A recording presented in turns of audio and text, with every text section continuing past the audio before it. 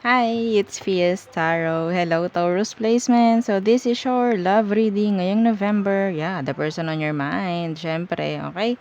So, syempre, before tayo mag-start, kung hindi ka pa nakakapag-subscribe, please do subscribe and hit the notification bell para lagi po tayo maging updated sa mga mangyayari pa lang. Okay? And yeah, don't forget na mag-follow sa atin pong FB page. And kung meron pong tanong pagdating sa private reading, you can message me sa akin pong FB page for more info. Okay, so that is Fias Tarot. Okay, and kung gusto nyo pong mag-try na magpa-reading sa aking friend, oh, message nyo lang po siya sa kanyang FB page na Perception of Light. Okay?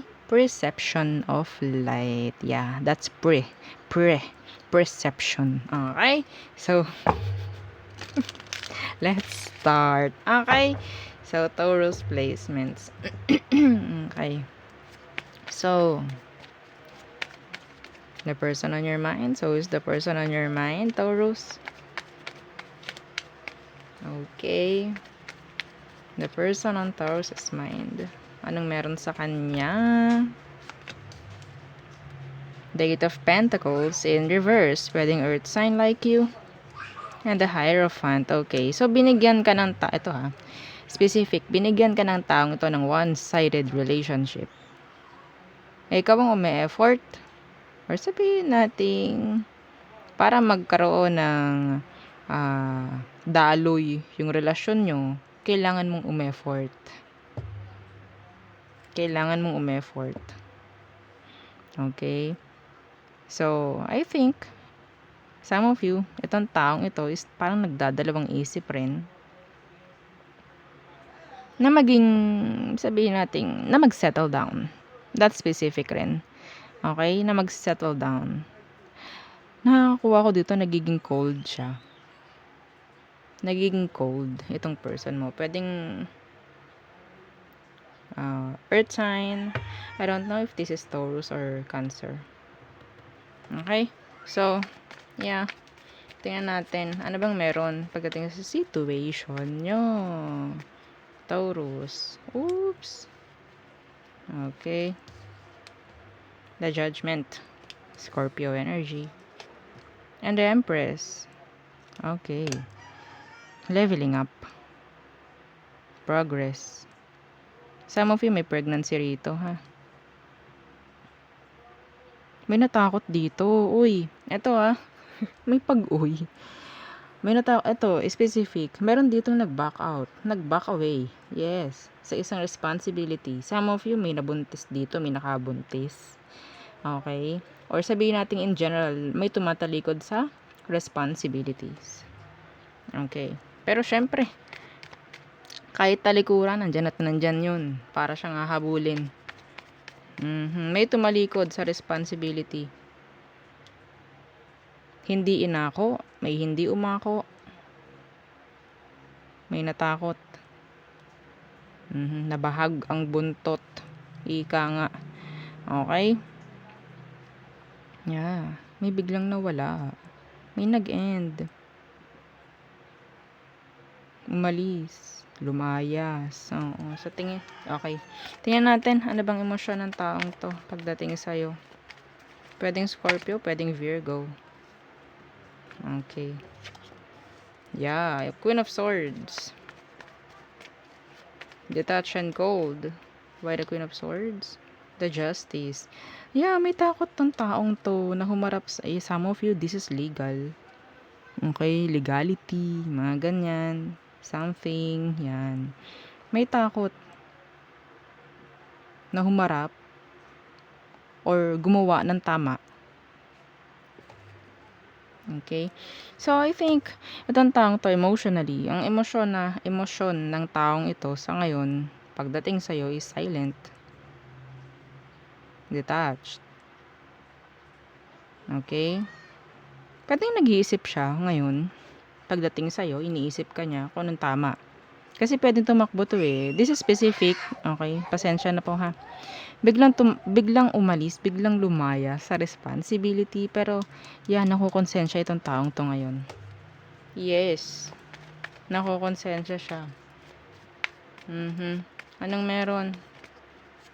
Pagdating sa'yo, anong emosyon mo for them? Taurus?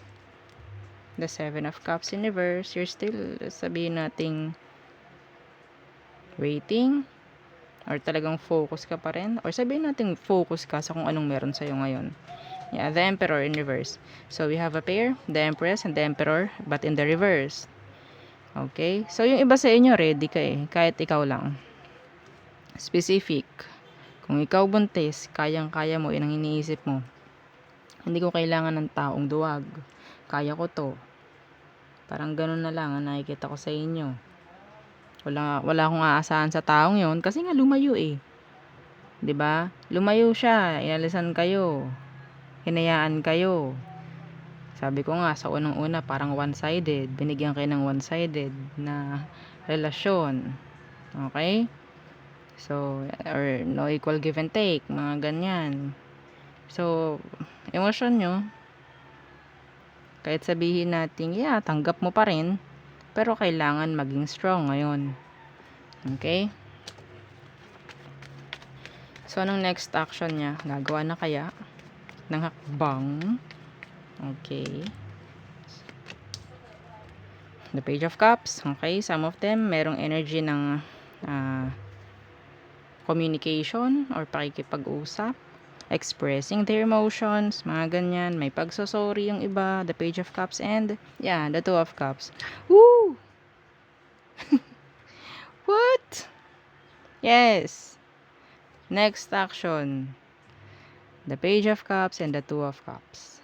Ooh, sabi ko sa inyo, pwedeng nag-iisip to eh. Nakukonsensya. Alam niya kung ano yung dapat.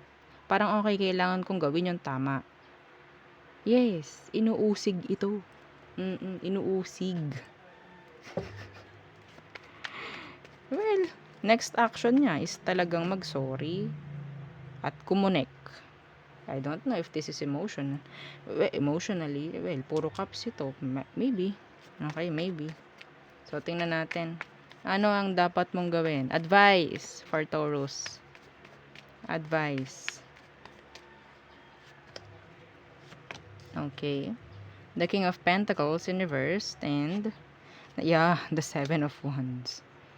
Yeah, ooh. This is sabihin nating kung kailangan mong magbigay ng limit, magbigay ka. Hindi yung babalik lang siya, tatanggapin mo agad. Okay? Wag kang magbababa ng guard. Okay? Tandaan mo, iniwan ka. Mapababae, mapalalaki. Ha? Tandaan mo, iniwan ka. Iniwanan ka ng responsibility. Some of you, this is specific. I'm reading a specific story dito. Okay? So, kung kailangan mo na talagang i-avoid muna or limitahan yung gagawin nitong action pagdating sa'yo, gawin mo. Okay? Huwag mo ipapakita sa kanya na napakadali mong balikan. Ha? Yes. The Nine of Cups. Gawin mo, ipakita mo sa kanya na ikaw yung dapat na parang kinakailangan, hinahabol, mga ganyan. Okay? Ipakita mo yung worth mo. Yes, lalo na kung may anak nga. Kung buntis ka or whatsoever. Responsibilities, mga ganyan. Ipakita mo yung worth mo. Ipakita mo yung halaga mo. Okay? Kasi kapag tinanggap mo yun agad-agad, kasi syempre, sa pamamagitan lang ng sorry, darating to as a page. Okay? As a page. This is only a page. Kung ito ay king, pwede pa eh. King of Pentacles, King of Cups, mga ganun. Pwede pa eh. Kaso, just a page. A message. Okay? Pwedeng, mag-message lang sa yan. Magbali ka na tayo. Tama na ba sa yon? Yun ang tanong. Tama na ba sa yung ganon? Well, kung tama na sa yung ganon, talagang okay na yung ganon para sa'yo, well, masyadong low. Masyadong weak ang makikita niyan sa'yo. Ha? Okay? So, ulitin mo ulit tong video kung hindi nag-sink in agad. Okay? So, tayo tumungo sa all signs.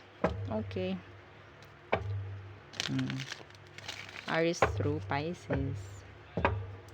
Okay. Okay. Aries. No offering coming. Taurus. Someone will take a risk. Okay. Taurus, pwedeng mag-take ng risk to. Pero dapat, alam ang ginagawa. Gemini, moving forward. Cancer, thinking a lot of you. Leo, guarded. Okay, they're guarded. Virgo, dropping the situation or dropping you.